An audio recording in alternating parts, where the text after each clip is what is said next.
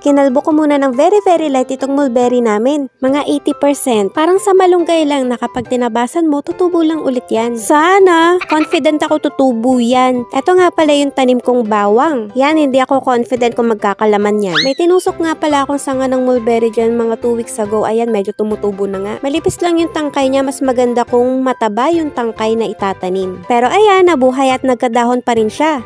Etong matangkad na tanim ay galing lang din sa pagtusok ko ng sanga. Tinusok ko lang sa lupa at medyo nakalimutan ko na ayan, lumaki na siya. Namumunga na rin pala to kaso eto yung medyo malaki ngayong bunga, medyo maasim naman. Etong kinalbo ko ang gusto ko maparami kasi malilit ang bunga niya pero matamis. At dahil malago na, bawas-bawasan na nga natin ang dahon nito. Nakakatulong din ang pagtatabas or pagpruning para matrigger ang kanyang pagbunga. Alam nyo ba na pwede rin natin to gawing parang tsaa? Nagtabi ako ng mga talbos at pinakuluan.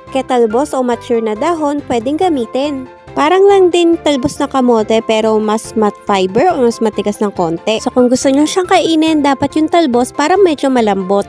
Pwede rin siya kainin ng raw, mix into your salad, or as wrap. Pwede rin isama sa omelette, sa soup. Close din siya sa texture ng spinach. Optional ang pag-add ng honey. Actually sa laing, pwede siyang alternative sa dahon ng gabi. Kita ko lang sa YouTube, di ko pa nagagawa. Ang lasa ng dahon niya or asti, medyo close siya sa dahon ng sampalok, less the asim. Parang mga 1 or 2% lang yung asim niya. Basta may scent siya na parang dun sa sampalok. Magkakaiba tayo ng panlasa pero basta yun yung medyo naiisip ko. At syempre, ano naman ang kanyang health benefits or nutritional value?